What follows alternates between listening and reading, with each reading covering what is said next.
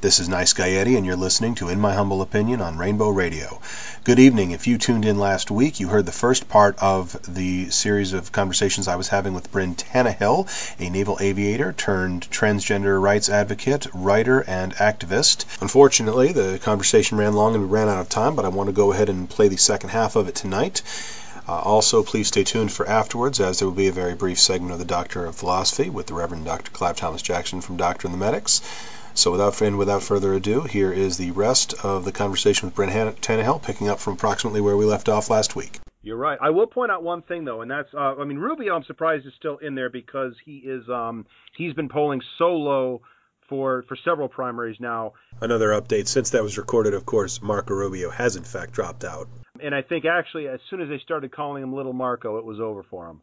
And that's such a dumb statement, but I swear to God, as soon as they started calling him Little Marco, he disappeared. It just, I don't know.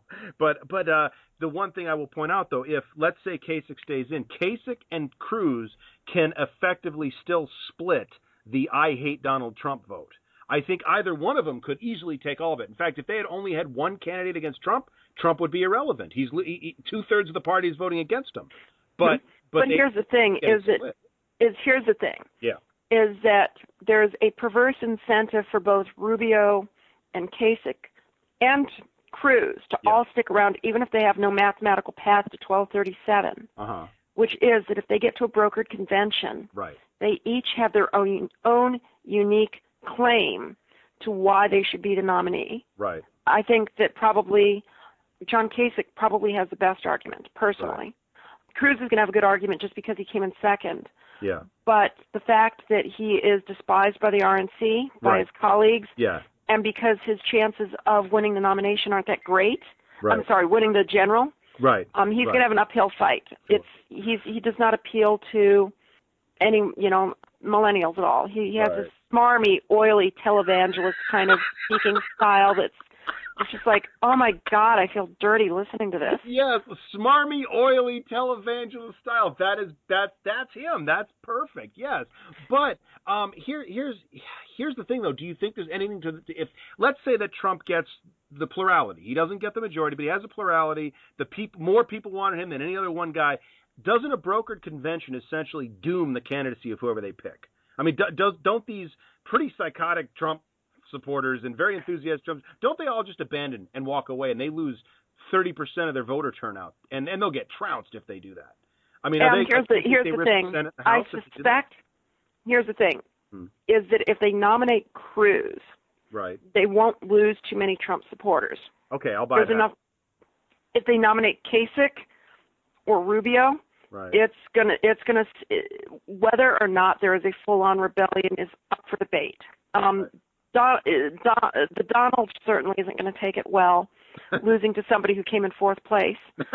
And it's definitely going to confirm in the minds of a lot of Republican voters that the fix is in. Yeah. The absolute worst possible thing the RNC could do, because it will explode the party, or maybe, the worst thing they can do for themselves, probably best for us, is to draft Mitt Romney. That's kind of like finding out that the guy who won the Powerball jackpot was the lottery commissioner's half-brother Cletus. Exactly. And that Cletus didn't even bother buying a ticket, but he won. Yes, exactly. And it's just, it's like, oh really? How is this not rigged? They needed to figure out 2 months ago, basically, they should have all gotten together and drew straws or something and said, look, one of us can beat him, 5 of us cannot. So let's pick one. Because again, if they keep up like this, they may have one of them might get the nomination, but I don't see a candidate coming out of a brokered convention winning the general election. And particularly, if it's Romney, oh God, the fix is in, no question. That'll be the message that comes out of that. So I mean, honestly, the two safest picks for the RNC are either Cruz, because you might not lose all of your Trump supporters. They might flip to him. They might not get too mad in assuming that the establishment won. Right. And we're starting to see some senators, like Lindsey Graham, ironically, lining up behind Cruz. Right. But at the same time, there's also probably some recognition deep down that, that Cruz is not going to move the image of the party forward at all. You don't say. I'm not sure, but I'm not sure this is a party that. And okay, but, I'll here's the thing: is that the unfavorability ratings for Hillary Clinton are worse than they are for Cruz. I mean, they're asking. It's pretty bad. Yeah, but she's had 25 years of opposition propaganda being essentially carried and unchallenged by the mainstream media. And at the end of the day, what did we find out? That the president and the intern did something that he didn't want to tell everyone about. I mean, that's the extent of their investigations and all their hearings and everything else. We found some sex between the president and an intern 20 years ago. But it's all bullshit. But they keep throwing stuff at her, and the big lie, I think, and that's what I call it, is starting to stick, and people basically are thinking about her exactly the way the Republicans want them to be. Well, I'm kind of hoping that Democrats are keeping their powder dry on Ted Cruz, because here's the thing with him, is that somewhere between 75 and 90% of all Americans have an LGBT friend or family member at this point, and for millennials, it's at the high end, right? A smart Democratic strategist would probably highlight the fact that Ted Cruz has lined himself up so strongly with people who believe that the federal government should start executing LGBT people as a matter of course. Yes, and that's not an exaggeration. That is. No, I mean, Kevin Swanson said that on stage, standing next to freaking Ted Cruz. Yes. Well, and just yesterday he was in there saying the LGBTs are waging a jihad against Christianity, and I'm like, you got that backwards, or you don't know what words mean. I think when you drag the religious part into it, but anytime you start talking about government exterminating a class of people, who, by the way, are your brothers, sisters, neighbors, cousins, friends, everybody. There is somebody in your life with LGBT. Americans, but what we're finding with trans people is that caring about a group of people where you have no connection with them is hard. Right. But enough people know a lesbian or gay person that they do care. Right. Right. Or bisexual person. Sorry, I forgot B. Nope. For a second, you got to point that out. No, and there's a whole lot more at the end of that again the right doesn't care about either, and would just. But the fact that they're willing to go that far, I really wish that some Democratic strategists would realize that that is something that can be used and should be used, because this is terrifying, really, in this day and age.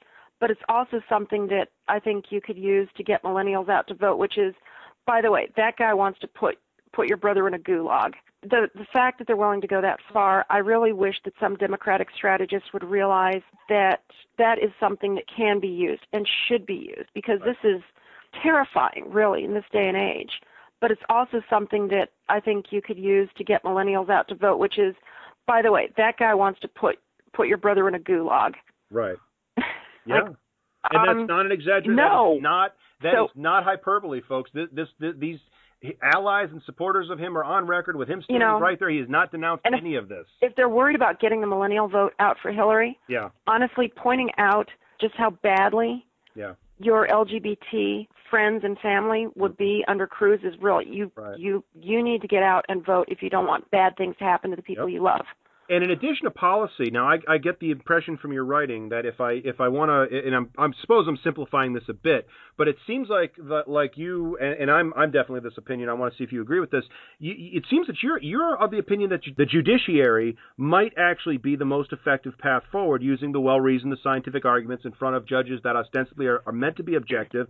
But forget the hearts and minds for the moment. Forget the electoral victories, because you're not going to get the House. It's too gerrymandered. You're not going to talk the Republicans into suddenly changing their tune. But the judiciary can make changes, and when the sky doesn't fall, and society will get used to it. And there's a long history of us making progress that way. Do you feel that that's maybe the most important issue here is looking at the Supreme Court? The Supreme Court's going to be huge. Yeah.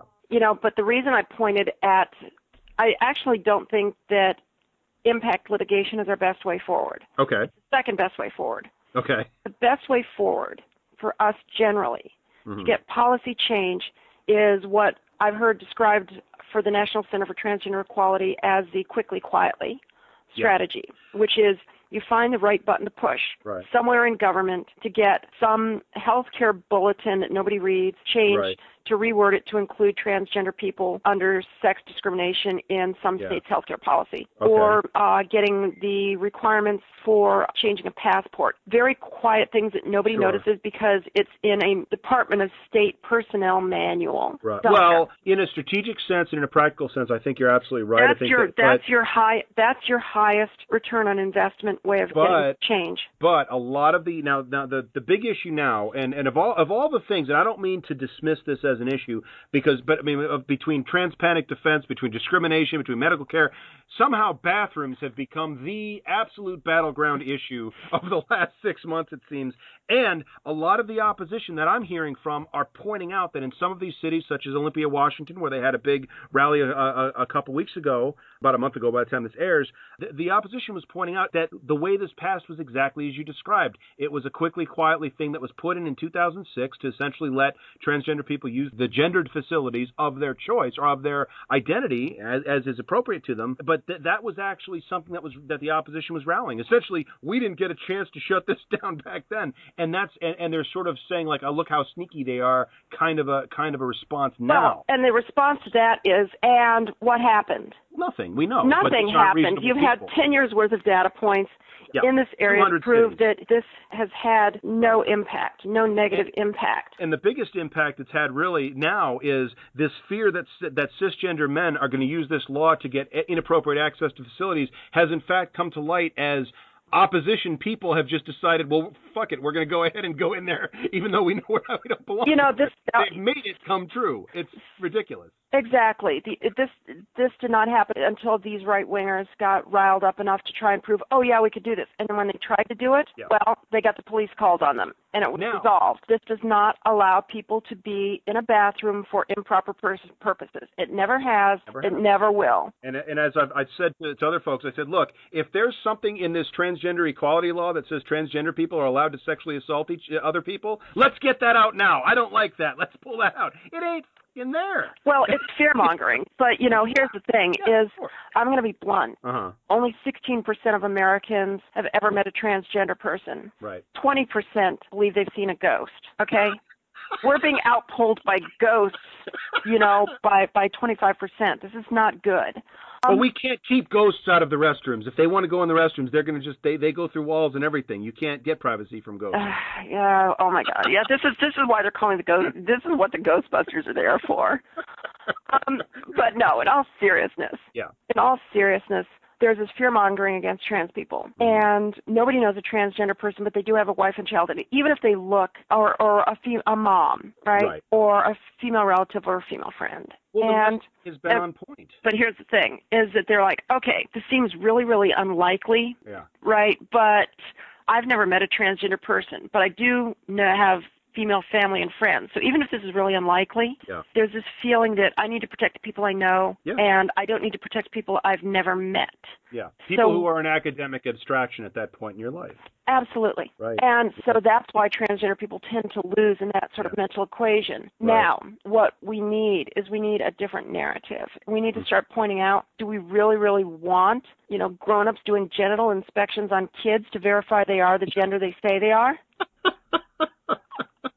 I mean, that's literally what they proposed in Virginia. And when somebody brought it up to the legislator, they said, well, it wouldn't be just anybody. It would be a professional. What? Yeah.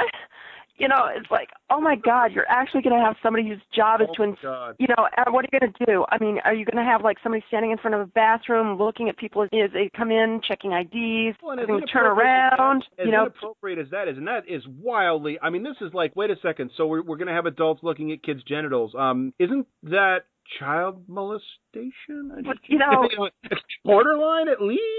So what, and then this hasn't been thought through. So if you ban transgender people from bathrooms, well, the argument that cisgender people would pretend to be trans in order to get into a bathroom, actually almost all these laws have exceptions for janitorial staff. So couldn't you just pretend to be a janitor? Because that'd be a lot less embarrassing than being trans. Oh, my God. Holy They crap. do. Most of these laws banning trans people involve exceptions for janitorial staff. Captain, we've just been hit on the broadside. We're taking in water. You know, so you passed a law to make sure that nobody could pretend to be trans in order to get a bathroom, but you made damn sure that people can still pretend to be janitors. We have to outlaw those janitors. No more janitors in the women's room. So, you know, when this fact comes to light, you kind of have to start assuming that this really isn't about the people you say you're trying to protect. It seems like it's much more about going after trans people. Yeah, well, funny. If this was about safety, and this is coming from the conservatives, don't the conservatives usually want to deter something by just having really harsh penalties? If this was about safety, why don't they just say really harsh penalties for anybody who commits voyeurism or harassment in a public gendered space? I mean, like anybody. But of course it isn't, because actually Republican senators have a worse record in that regard than trans people, so they're not going to do that. You know, honestly, at this point, Republican senators have a worse record in bathrooms than trans people do, really. That's exactly what I'm saying. Absolutely. Now, there is a more serious point that I want to bring up, and I've been asking this because as these folks are going into these places inappropriately and getting arrested, getting charged, getting whatever, at some point, though, this gets to a court. And this isn't exactly a nightmare scenario. Let's suppose somebody makes a complaint and a transgender person is brought before the judge, and they have to prove that they're trans. And there's there's ways you can do that. There's ways that you would be able to do that. There's ways that people would have to do that. But then, let's say that this is a person who's post-op, hormones for 10 years, living full-time, stealth to most people, whatever, picture the best-case scenario. Then, does that not become the measuring stick by which every other trans person has to meet to have those rights protected? Or do you think that that's a misguided fear on my part? Is that a concern? I don't think that's a concern, just because there's so many other ways to prove you're trans, and the courts have looked at that, including how you've lived, including access to therapists, including family and friends that can speak as to your gender expression, presentation, identity. Okay. And you can't, if you can prove consistently that you have lived or expressed your gender, this isn't going to be an issue. Do you know that there's existing precedent to that effect? Yes, there is. There are ways of proving your gender, that your gender identity, your expressed gender identity is sincere, Okay. And you can also, if this came down to a case, getting a court-appointed psychiatrist to confirm a diagnosis. Right. That's a good point. That I hadn't considered, and that does not require surgery, hormones, etc. That could even be that could be done at any point. That can be done pre-transition. That is typically done pre-transition. Yes. So that's how transgender people get access to medical care. Is they typically get a diagnosis of gender dysphoria at some point from a therapist. That's right. There you go. Okay. All right. Well, one last point on this one. This is a bit of a humorous one. I had Buck Angel on at the beginning of the year, and we were talking about the bathroom bills, and my wife, I showed a picture of him to my wife. Now, he is a very rough-looking, mustachioed, bald, muscular, tattooed trans man. And the thing is, under these laws, he would be forced to use the women's bathroom. And I asked my wife, I said, now, if you see this person, and he, and if you see this person walk into the bathroom, what would you assume they were there for? And she goes, oh, I'm assuming they're there to rape me. And now she means, oh, I'm sorry, that's terrible. I'm like, no, that's pretty much the answer I was looking for. And that's the other part they haven't thought about. And a lot of trans men are doing this now, where they're sort of taking selfies of themselves, like in front of the door to the ladies' room, going, do I look like I belong in here? With my beard and my muscles and my tattoos, and it's like, no, obviously not. But they haven't thought. Yeah, they haven't thought it through. Deep thinking is not exactly the right wing's forte right now. So this is about fear, and this is about ignorance, and this has absolutely nothing to do with protecting trans people or protecting anyone else for that matter. No. And I found that to be, by the way, the most absolutely mind-numbingly insulting thing said during the South Dakota debate. Was that, this is to protect trans kids. And no one pointed this out. But the way the law was written is that if a school administrator said, we have no reasonable accommodations on this campus which do not impose a burden on the school, therefore we cannot educate you. The law was written as such that a school administrator could summarily expel any trans student if they deemed that there was no... How does that protect trans students? Did I miss something? That's the thing, is that the Family Research Council's goal is to ensure that transgender people cannot function in the United States. And making it such that any school administrator can ensure that a transgender kid cannot get an education, that's a pretty good way to either make somebody a non-viable citizen or to force them to self-deport back into the closet in order to get an education. And then it becomes a self-fulfilling prophecy. All the self-harm, all the substance abuse issues, the suicide issues, the things that you've written about very, very strongly and very loudly to try to clarify some of the misconceptions about it. But those become self-fulfilling prophecies. Those become evidence for things they see. Look at that. Look, this is what happens. Yes, because reparative therapy and stuffing it back in the closet worked out so well for Leila Alcorn. And so many others. And less people think that 5-point plan is some kind of pie-in-the-sky thing. We're already arguing about bathrooms now. Discrimination against trans people is still legal in, I think it was 47 states or something like that. There are local ordinances. But there are no state-level ordinances protecting transgender people in 32 states. 32, sorry. The military ban. Again, now, yes, it's changing, but it's only changing now, and it's still under review. And again, we hope that things go one way, it could go the other way. So all of these issues, this 5-point plan is not some pie-in-the-sky thing. This is a legislative reality. It's an ongoing process right now that every one of these is being fought over. At this point, we've had bills trying to enact pretty much all of them. Yep, and some already exist, like the discrimination. I mean, right. I mean, and other states have laws that prevent transgender people from getting ID, regardless of their surgical status. Yep. So, I mean, what you have is, honestly, it's not happening in all states, all 5 points. Right. But there are legislators trying to enact somewhere all 5 of them somewhere. Yes, exactly. Right. And that's frightening because we had over 50 bills this year targeting transgender people specifically. Yeah. And we're also in the process of watching some of the FRC's RFRA laws that would allow permanent second-class status for transgender people at work and in public. Oh, but only if we really, really, really believe in it religiously. Well, I'm going to bring up something here that I wish I could point out more often. Right. Is that their ability to discriminate against us is a one-way street. Yes.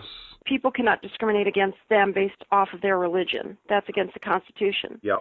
But they want a constitutional right to discriminate against us. Yeah, well, this is favoring religion over non-religion, essentially, because it's freedom of, not freedom from. You actually put it brilliantly in a recent article that I saw that we are placing as our society. This was the article's question was, who are we, or what kind of a country do we want to be? I'm sorry, I butchered the title of that article, but the quote, and I won't forget it, is that we are placing freedoms with no tangible benefits that do much tangible harm above all other freedoms and rights. Well, I think I was actually referring to gun control in that case. But it applies here, though, doesn't it? There is a benefit to freedom of religion. Not in the way, but we don't need legislation for that. But we don't, honestly. It was gun control. If the entire purpose of your religion is to be awful to people, we'd probably be better off as a country without it. Yeah, really. Well, of course. Well, I mean, this isn't about religion either, because this is what rubs so many people the wrong way about the evangelical status. This isn't about the love of God or the teachings of Jesus or anything. You're using the invisible man in the sky to essentially rationalize your prejudices and your bigotry and your hate. This is just sort of a way that you can take the curse off at, oh, bless your heart, because, oh, I believe in Jesus, therefore everything I do is okay. This isn't about anything. You can't make a biblical case for any of this stuff. Love thy neighbor. They were pretty clear about that. I don't recall a whole lot in the New Testament about gays or transgender people, specifically spoken by Jesus in particular. Actually, there is really close to nothing on transgender people anywhere in the Bible. Right. And if people want to point out Leviticus and garments, it should also be noted that the verse that comes after it makes it punishable by death to remove a bird from its nest. Well, I was going to say I'm just going to go have some nice shrimp in honor of Leviticus, and well, as long as you're not cross-dressing with mixed fabrics, you know. So, I would say that taking such a rather literal interpretation of the Bible is probably not particularly good for society. Because honestly, we'd have to, basically every farmer who owned a chicken in Iowa would have to be put to death, really. Right. I mean, it's just, and Leviticus is absurd. Yeah, I mean, you read the thing. And there was a website that totaled up 603 laws of the Old Testament, and these were all cited, and they were all there. Most are from Leviticus, but they're from other areas as well. And you look at this, and it is absurd. I mean, you're just like, how you can't walk out of the house and breathe. I mean, without breaking some law. It's ridiculous. But yeah, So now, getting back, and one of the things I'm learning from this interview is that apparently a lot of my own, and I'm not anti-military by any means. I've never served, but I don't have any particular animus about it. But I am learning that a lot of the perceptions that I may have about it are not in fact all that accurate, whether it be through the media or just through certain friend circles that I have and the discussions I get in. Now, I have heard a lot about religious indoctrination in the military, particularly Christian indoctrination. As I recall, the article that I had read, it was worse in the Air. They highlighted the Air Force for some reason as being particularly bad. But what are your thoughts on this? Was this something that you witnessed? Was this something that is a real issue? I believe in some cases, yes. Okay. And the examples I'll give are that, the vast majority of chaplains being commissioned these days are coming from very, very conservative faiths. Right. And that a number of them have basically said, we will not minister to LGBT people. Right. And that we won't work with chaplains who do. I know, seriously, that's part of... How do these same chaplains minister to a Muslim person, though? That's okay. Really? There's actually not a prohibition against that. The chaplains are theoretically supposed to minister to people of all faiths. Right. But being lesbian or gay isn't a faith. But it's no more than being a sinner, and that's literally every human being on earth. So you got to wonder how they pick and choose like that. What we've seen is, this is from a few years ago, I was told that on one particularly large Army base, I believe it was Fort Bragg or Fort Benning, the way it was described to me is that there was only one chaplain for the entire base out of like 50 who would actually minister to LGBT people, because the other 49 came from faiths that were under orders not to. So, we've got a problem in the military when it comes to the chaplain corps, which is the fact that we have an executive order in place, which Ted Cruz has promised to repeal, protecting lesbian and gay people within the military and possibly soon transgender people. But we have a chaplain corps that is essentially almost completely non-responsive to that community, that they are still free to discriminate against them. I assume that when they take up that position, when they're enlisted, they take some oath of office, do they not? Are these folks not in conflict with the holy orders that they've apparently taken? It seems like you can't take both of those oaths. You're disqualified from one or the other, it would seem. It would, but back in the 80s, they passed a law after an observant Jew was punished by the military for wearing a yarmulke that has given more religious freedom within the military. Yeah, but again, it goes back to, I think, the argument we were talking about earlier. There's freedom to practice, and then there's this discriminatory thing, which is sort of the opposite of freedom. It's not wearing a yarmulke, having the ashes on your forehead for Ash Wednesday, or observing one holiday or another is freedom to practice, and that's never been under attack in this country, except from the very quarters, these very right-wing quarters. And Christianity, the ability to practice Christianity is certainly not under attack. That's a ridiculous fantasy, especially in this country. But again, the ability for them to suddenly decide they're going to shove it down other people's throats, that's not freedom. That's sort of, the founding fathers were fleeing, or their ancestors, I should say, were fleeing that exact thing.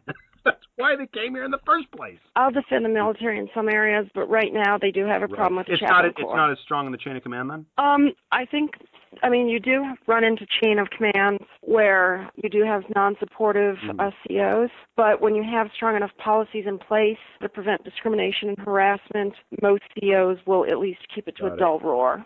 So you can have a tolerated but not particularly accepted scenario. But I'll give you a different example. Today I was at a conference, an LGBT actually a trans conference, and I ran into a cisgender woman, and I had given a speech there, and she introduced herself, and her partner is a trans woman, and she introduced herself as a class of 1992 graduate from the Air Force Academy, and that she is a colonel, and that she's currently a unit commander, I'm trying to remember, a wing commander, and she was talking about how much she wants to be able to support her transgender troops when policy gets changed, and she wanted to engage on how to do that effectively. But the practical upshot is that there are, for every horrible commander out there that's, anti-LGBT, I'm starting to find that there's at least two really, really good ones who want to take care of their people first and foremost. And I think in the end, for a lot of military people who've been around the world, seen a lot of people, done a lot of things, is that we keep coming back to the value of your job as an officer, first and foremost, is take care of your people. And I think that ends up taking priority over just about everything else, except for the most hardcore individuals. And in any group, in any part of society, there will always be those individuals. But you're saying that they are, in fact, in the minority, and that things are getting better in that regard. Very much so. And I mean, the thing that we've seen with other militaries is that when you have chains of command that are supportive at the top level, that when you have leadership that takes the attitude that failure is not an option. Yep. Failure to integrate is not an option. That makes a huge difference. Now, you also put LGBT discrimination in some of your writings recently. This was on the HuffPo. You put this in a historical context. We looked at desegregation. We looked at Japanese internment, and a lot of the same arguments are being made. And we're going down a lot in some cases, especially with the folks like Cruz. We're going down the same path. These were very dark times. These were not things that anybody holds. Well, actually, Trump has kind of done that essentially with the Muslims and the Mexicans. But then again, I don't know if he's reading the Constitution or Mein Kampf sometimes with some of this stuff. And it's one of the few times you can actually say that and not get called out on it. You know, I think Donald Trump never thinks anything he doesn't say. No, I mean it's well, I don't think he knows. I don't think he understands the job he's applying for here.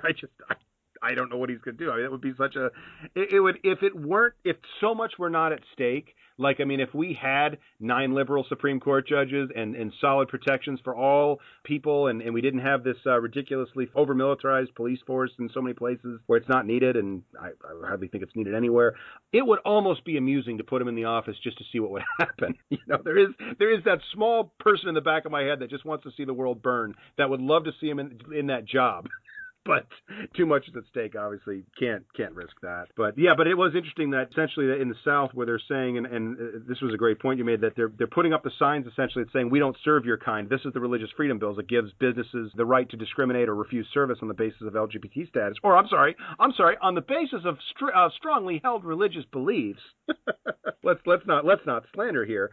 That essentially they're putting up signs that say, you know, we don't serve your kind, and then people are wondering why they're being treated the same way the racists were back in the 50s or the, you know. You know, the funny thing is that Ryan T. Anderson asked that exact question: is why are they passing laws that are going to treat us like racists? I'm like, well, because you're hanging out signs that say we don't serve your kind here, and that's kind of horrible. And we've done this before. I passed around. I just had the bake the fucking cake graphic like going around. So because I'm like, look, if the biggest problem in your life is that a gay person wants to pay your business for its goods and services, you don't have a problem. What is the burden here? You're coming out of this transaction with more money in your pocket and more popularity for your business. What the fuck is wrong with you? How is this an issue? How are we even talking about this? God. Now, the other thing I noticed, and this is a concept that I wonder why it is so hard, not so much for society, but for marginalized groups to get, and it's only starting to really creep in, and that's the idea of intersectionalism, because it isn't just about gay rights, or it isn't just about racial discrimination, or sex discrimination, or whatever. All of these systems of oppression affect every group. And yet, until recently, and even now, just in fits and spurts, you don't see this sort of broad-based teamwork approach to discrimination, to any form of oppression.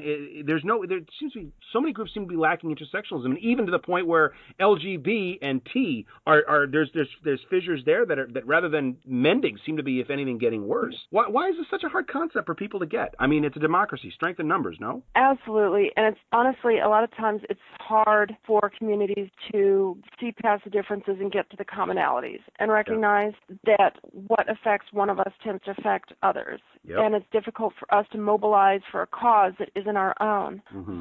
But I wish I could share more about what allies have done for us, for SPARTA, mm-hmm. for the trans movement. Right. You know, affirming therapists for trans kids, a lesbian woman who's an affirming therapist. Mm-hmm. Had a long conversation with her, and the trans community owes her a debt of gratitude. Mm-hmm.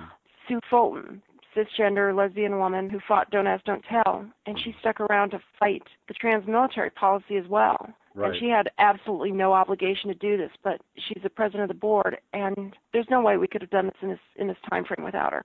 Absolutely none. She's amazing. You know, I mean, we look back at some of the divisions between lesbians and gays, and back in the 80s, and you still hear stories about lesbian women taking care of gay men during the AIDS crisis. Right. I mean, the story Pride about the London gay community rallying for coal miners, helping eventually to end up getting the Sexual Orientation Non-Discrimination Act passed 5 years later, and it was the coal miners in the Labor Party leading the charge to break the impasse. Right.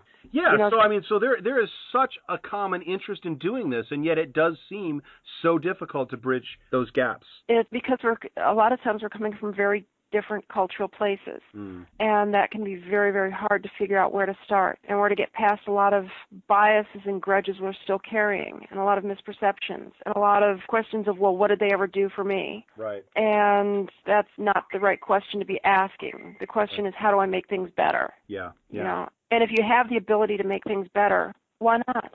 Yeah. Well, then let me bounce something off of you then, because there's a lot of the progress that has been made in the area of gay rights, and this is kind of what I'm getting at, of course, is the trans community has historically been the first bargaining chip thrown under the bus, so to speak. I'm looking at you, HRC, where a lot... Basically, they get theirs. Don't worry, we'll come back for you guys. And it's been 40 years. Maybe they're starting to come back, or maybe the community's just sick and tired of waiting and is doing it for themselves, or maybe it's just the opposition has decided we've pretty much lost the gay issues. Let's go after the trans people. Now, I'm not sure which. Probably a combination of those. But I'm curious if you think there's any validity to the idea that even those advances that were specific to the gay community and that did in fact exclude trans people, is there any validity to the thought that this still had a peripheral benefit in you move the issues forward, you get some of the issues out of the way, and inevitably you are coming to where we are now, which trans issues are front and center for better or worse, but we're having that conversation. There's going to be a moment of reckoning here at some point. That was not even a thing just 2 years ago. So the answer to that is a yes and a no. Okay. And maybe.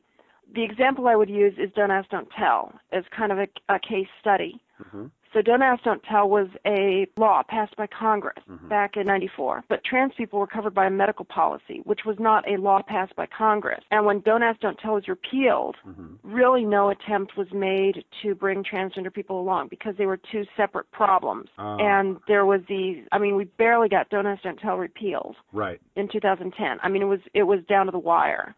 And there was a sense that absolutely would not happen if you tried to include anything on trans. And the trans problem involved changing a lot of policies and a lot of regulations and requires a lot of extra thought. Yep. But if Don't Ask, Don't Tell had not been repealed, we would not be where we are today. Sure.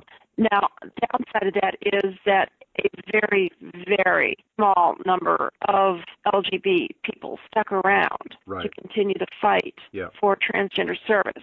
And I'll name two who should be remembered by the transgender community forever for, pledging their lives, their honor, and their sacred fortune to making sure no one gets left behind.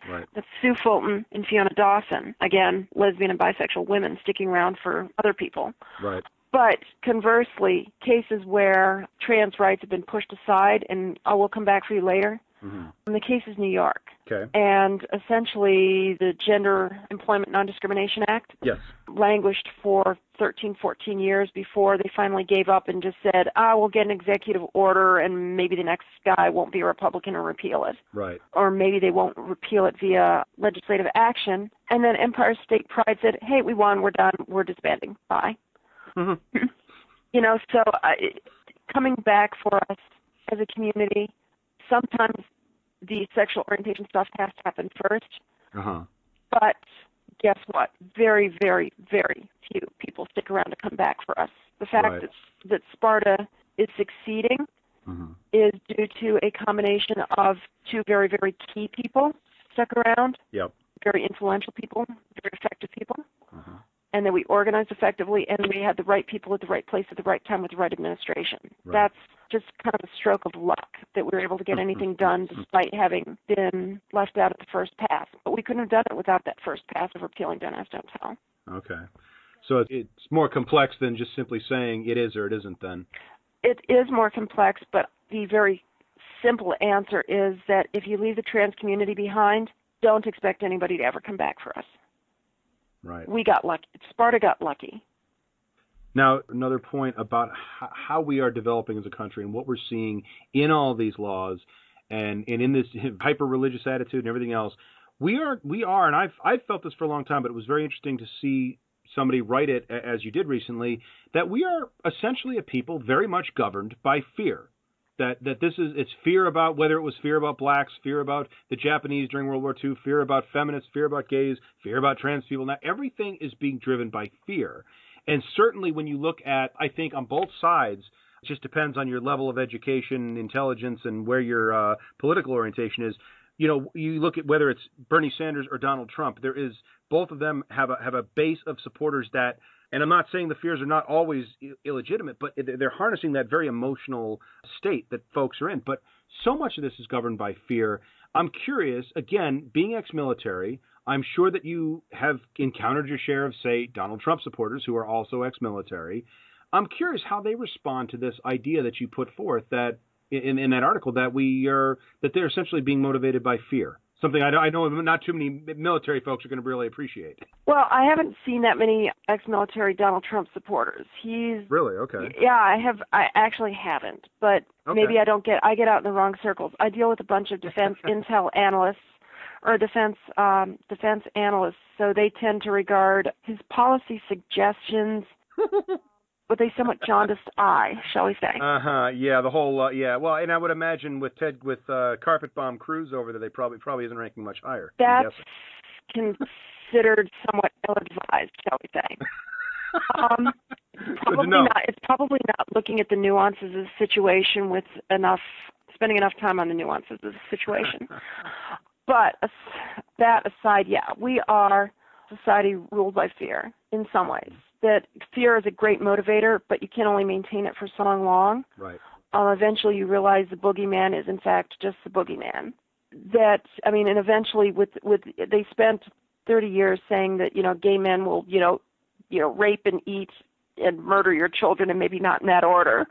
One would hope. For 30 years, trying to convince the American public that the gay men were just, the most dire threat ever. And now 5 years... The whole pedophile argument. The whole pedophile argument and uncontrollable sexual predators and gay men in showers in the military. Right. And that's turned out to be... and eventually that drumbeat of gay men are predators kind of lost its edge, and people started questioning it. And then when they started questioning it and the fear started going away a little bit for people to start thinking about it a little more rationally, right, things had a chance to change. And I think we're still in the Anita Bryant phase of the trans rights movement. Right. Do you think it will happen quicker this time? As nasty as it's getting right now, is there going to be any sense that, Jesus, we've been through this before, recently, several times? Do you think that it's got to take the same path and it's got to go through the same process? Honestly, I think as trans people end up being more visible and as we end up with more allies, and that's the most important thing. It's not how visible we are. It's not how much we tell our stories. It's how much other people are willing to stand up for us and take their own personal risk to do so. And parents of trans kids like Wayne Maines and Debbie Jackson are phenomenal examples of this, that they become phenomenal advocates for an entire community. And it started with just protecting their children who needed them, who were vulnerable and beloved and under attack by the conservatives that they used to identify with. Right. And that's been a complete and total paradigm shift for both of them. And I love them dearly for what they're doing for everybody throughout the community, frankly. Yeah, yeah. Now, one more thing I just want to bounce off you. I've always had this somewhat perverse theory that no one individual has done more good for the cause of gay rights than Fred Phelps in the Westboro Baptist Church.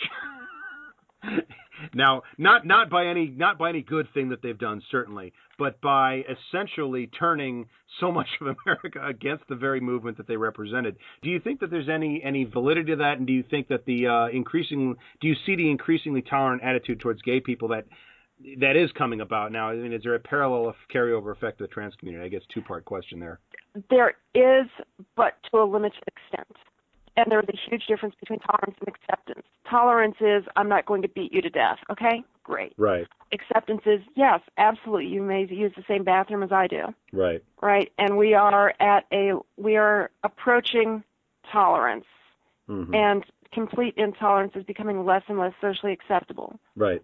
We're nowhere near acceptance. Sure. No, definitely. Okay. One final point about an article that you recently wrote, and this was a point in it. You were critiquing. Oh my God, what was the movie?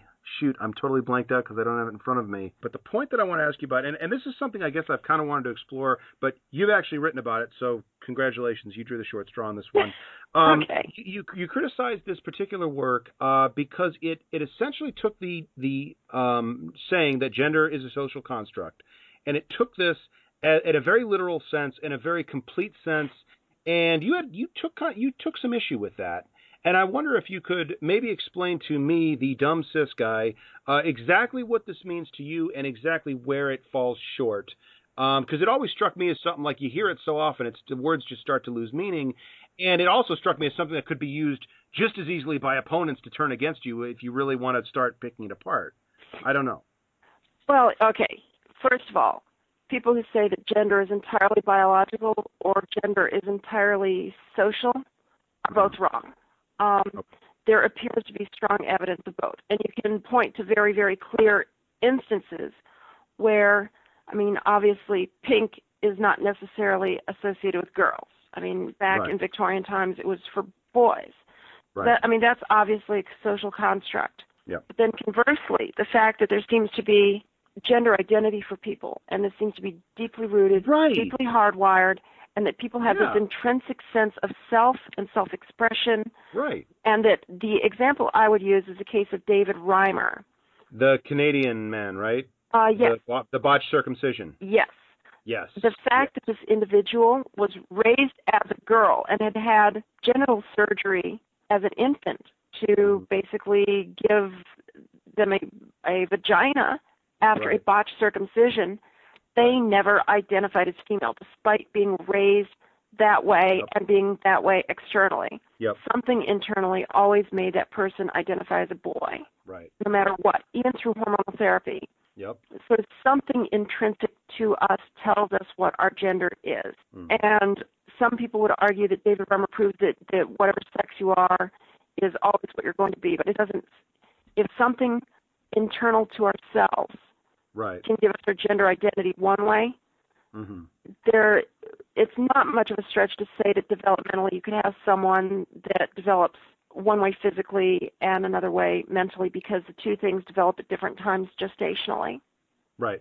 Okay. So that's why I would say that usually with the whole gender as a social construct argument is used to argue, well, trans people should just be happy with their bodies the way they are and just be effeminate men and be happy. Or wear dresses. And it's like, no, actually, it's pretty deeply hardwired who we are and what we're supposed to look like. And attempts to change that have failed miserably. And these things don't necessarily come strictly from society either, because obviously if you were that concerned with what society thought, you'd be just doing what society says. Society doesn't want you to transition. Society doesn't want you to do these things. So the idea of conforming to that gender I wouldn't think is coming out of a desire to satisfy society. And the argument that somehow trans people are enforcing stereotypes. Now, this has nothing to do with stereotypes. This has everything to do with the fact that we're trying to deal with our gender dysphoria, which is to match up our internal self-image with what's on the outside. And that seems to be why, what we've seen with David Reimer, why we've seen that treatment for gender dysphoria typically works so much better when you give people medical options than when you simply just tell them, suck it up and wear a dress. Yep, I can certainly see that. Okay. I am curious if you ever get any flack for some of your more outspoken opinions, I guess, from other trans people. I do sometimes. And it's why do you take such a strident tone? And, you're being antagonistic. You're being overly aggressive.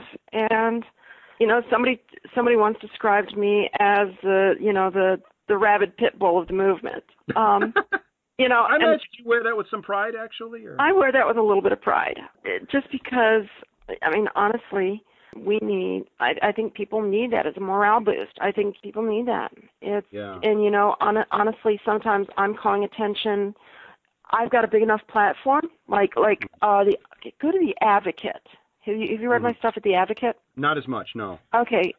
The example I'll use is when I wrote, the trans community has been yelling for years that there's something wrong at Johns Hopkins, right? Right.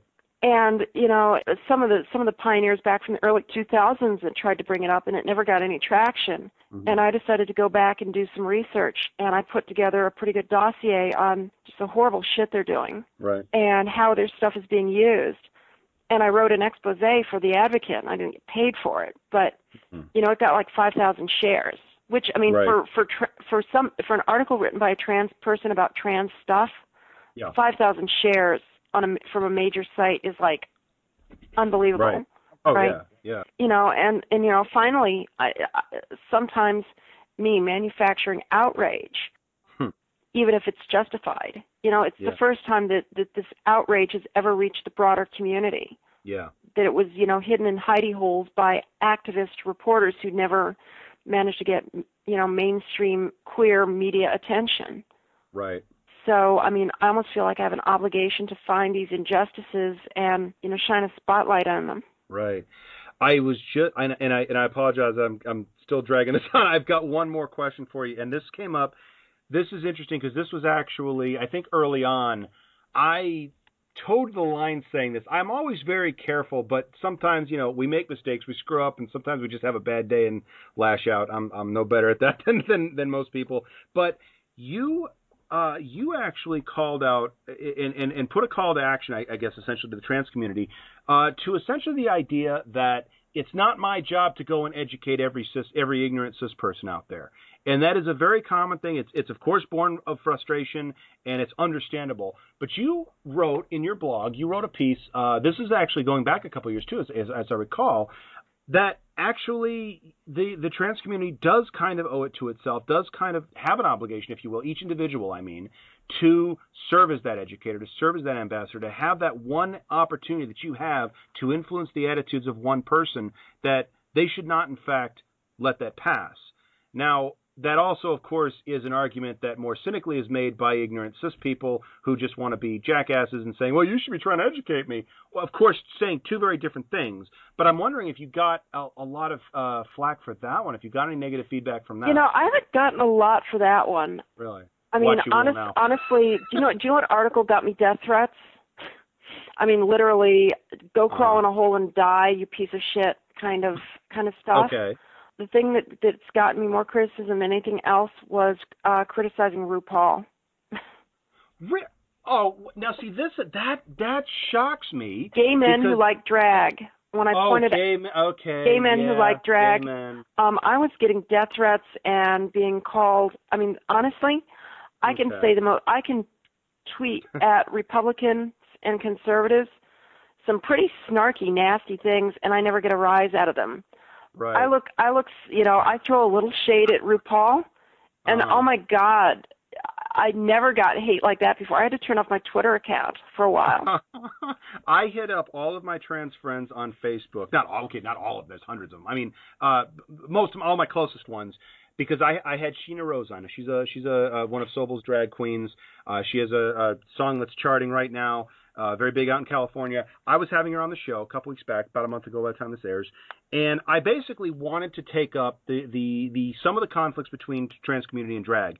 And I asked probably a good 24 people at least that I got responses from, and almost all of them mentioned, they all threw shade at RuPaul. They're all like, you know what, this is the problem. It's not so much the drag queens, but it's people like RuPaul. That they were very critical. But you're right, the feed of the flack wasn't coming from the trans community, is coming from gay men. Well, I mean, the example I would use was, what is it, Bianca Del Rio?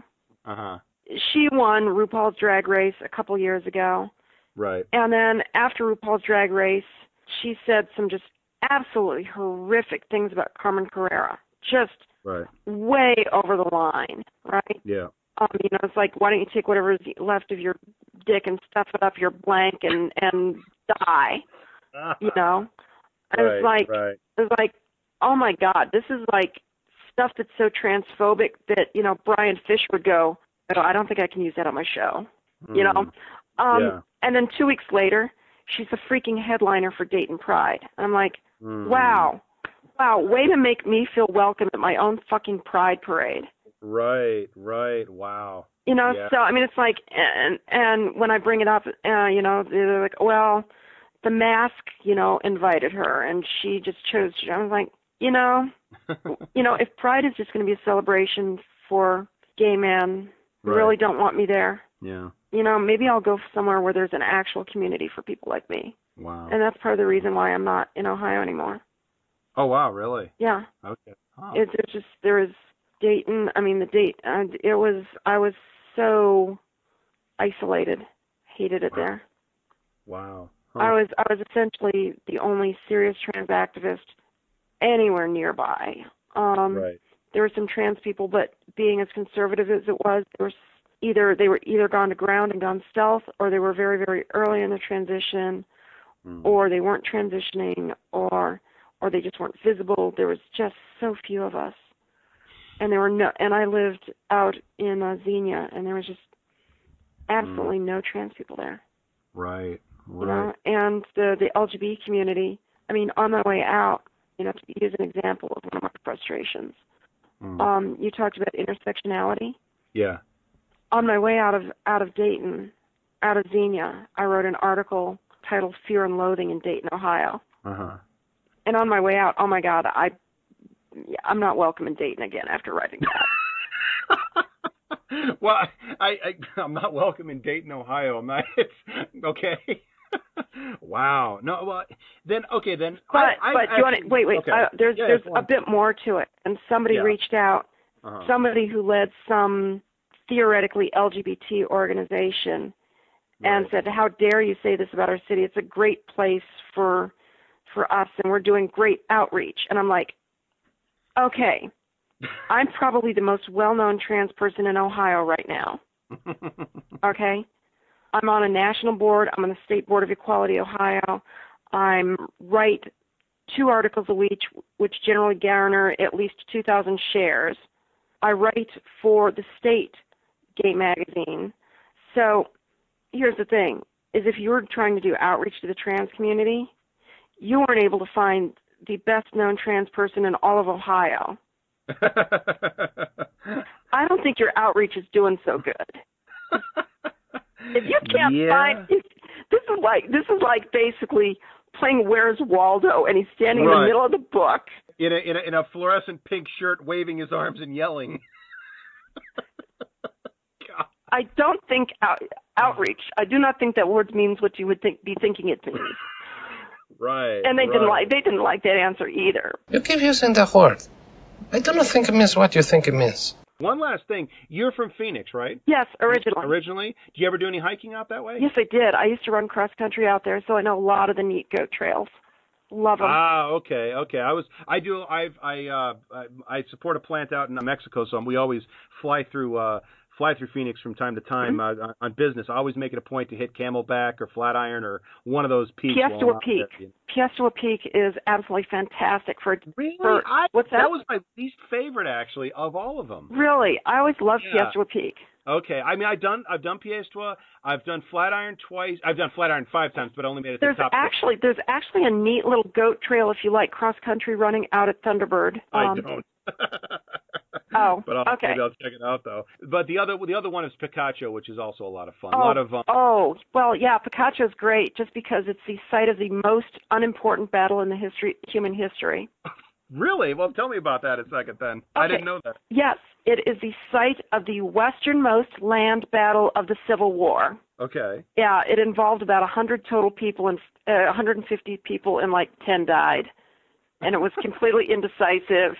And the South retreated back to Tucson, and the North retreated back to Phoenix, and then they sat there for the rest of the war. I did not know that. It's absolute, like I said, the absolute least important battle of the American Civil War. Well, I'll have another reason to stop at Picacho next time I'm out that way. Well, Brynn, thank you so much for coming on the program. You're very generous with your time. We ran way over, and I'm probably going to try to make 2 shows out of this because I can't think of cutting about half what we talked about. But I really appreciate it. I'm glad you like what I had to say enough that you might actually want to have me back, even if it's by editing. Absolutely. Well, hey, thanks a lot. I really appreciate your time. Not a problem. You take care. I want to thank Brynn again for coming on the program. Very informative conversation. I hope that you enjoyed it as well and found it as interesting as I did. If you'd like to see more of Brynn's work, she's a regular columnist on Huffington Post. She writes for The Advocate at theadvocate.com, everydayfeminism.com, and outlookcolumbus.com. If you have any questions or comments about anything you've heard here tonight, please feel free to email me at niceguy9418@usa.com. You can friend me on Facebook at Eddie Cabot, like my page, Nice Guy Eddie. You can leave a comment on my blog at eddiecabot.blogspot.com. Follow me on Twitter, Nice Guy Eddie Cab, Tumblr, Nice Guy Eddie Cabot. And if you'd like to support IMHO, Rainbow Radio, and the content creators that we host, you can visit my Patreon at Nice Guy Eddie. I'm going to leave you tonight with one more segment of the Doctor of Philosophy. Enjoy the rest of your evening and keep it tuned to Rainbow Radio. Why do skydivers wear helmets? Because it's not the fall that'll kill you, but the landing. This is true. This is true.